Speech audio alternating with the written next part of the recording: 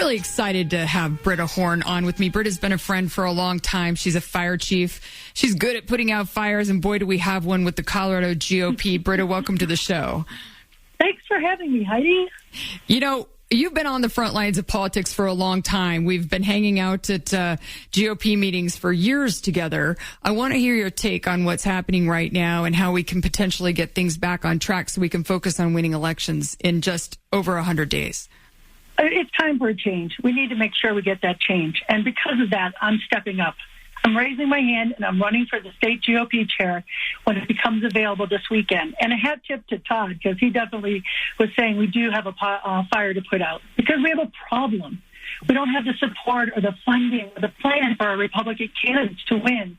And we need a battle plan to get the candidates across the finish line on November 5th, which is 105 days away from today.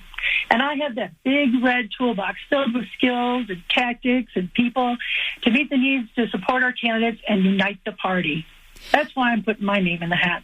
So, Brita, I think the key, one of the key things we've got to do is raise a lot of money, right? That was been a huge problem for many people running for office in the last few years. And as I said in the previous session, I didn't get a dime from the Colorado GOP as the governor candidate for the state.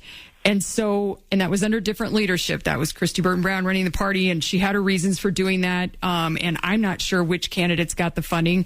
And I tried to ask Hope which candidates are going to get the funding, the money that they're raising right now. I think they've got a plan and they've got some key races, but I'm not sure how they picked those races.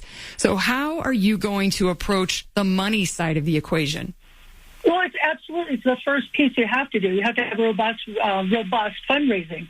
And I was told when we were at the RNC convention together back in last week in Milwaukee that I've been told by many people that I have the skill set for fundraising and that they're willing to open their checkbooks and doors if I'm their chair. So I'm willing to do that and make that promise because that's what's not happening. There's not a lot of individual money coming. There's not a lot of money coming from different groups. And I'm also heard, through the grapevine that there's a lot of RNC money is not coming in either. The doors are shut and the checkbooks are shut and waiting for change. So the latest polls that I've seen, and this was before, I believe it was before Biden stepped down. I'm not sure if it was after the assassination attempt. Colorado was within a couple points. It was in play for Donald Trump. That sounds a little overly optimistic, but let's say it's true.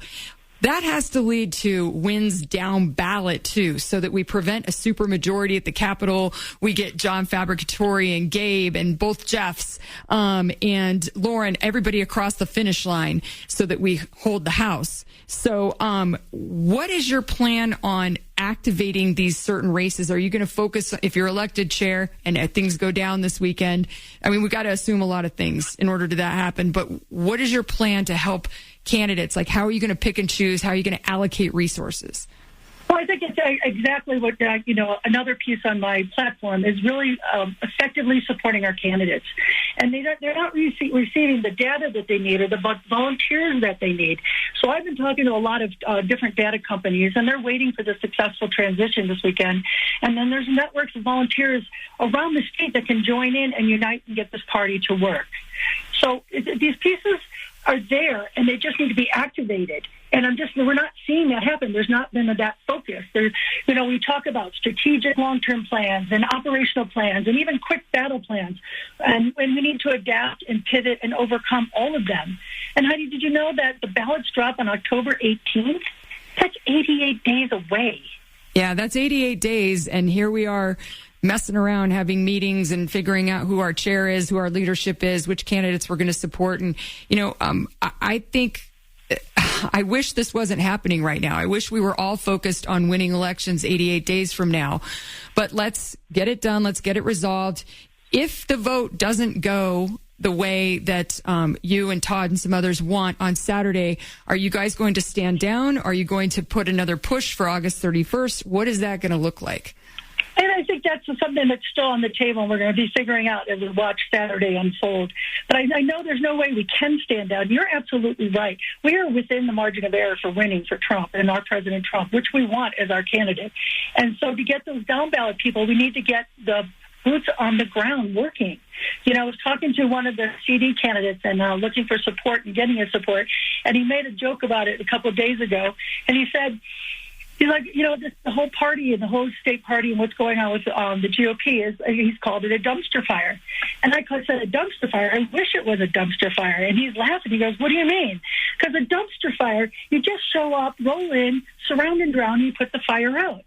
This is a much bigger situation. This is a wildfire, so complex with all these different layers, topography. You have Division A, Division Z, Division Zulu, and you have all these different resources coming in, like bulldozers and people with chainsaws and people with shovels. And somebody needs to coordinate all of that and turn that into a campaign that, we can win for the state and turn everybody into knocking doors, making phone calls or writing postcards. We've got to get a plan together, and I'm just not seeing it with the party right now. Well, I talked about this yesterday. There is an app that everybody can download. It's Turning Point Action, TP Action. Hope talked about one, too, that the state party uses, and I'm happy to put that information out to Hope. But TP Action is so simple. It's free. You download it, you sign up, and all of a sudden you've got voter data there. You can do it from your couch. You can write postcards. You can text. You can call. You can door knock if you want to, and it's got scripts in there, so there's no excuses. Everybody doesn't have to wait around to figure out what's happening with the state party. They can get busy right now, 88 days away. And we talked to a great candidate, John Fabricatori, earlier.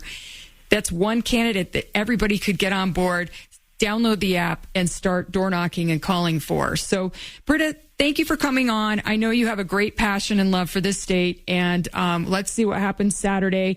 I would ask the same thing of both sides. If Dave doesn't have the votes to stay chair, will he step back? And if he does have the votes, will everybody else step back, and Todd and those guys, so we can get some peace, move on, and get back to winning elections no matter what happens. But I know you don't have the answer there. Thanks for coming on. Thanks, everybody, for a great couple hours here. It's been wonderful sharing some time with you and some stories. And Ryan, thanks for your weighing in.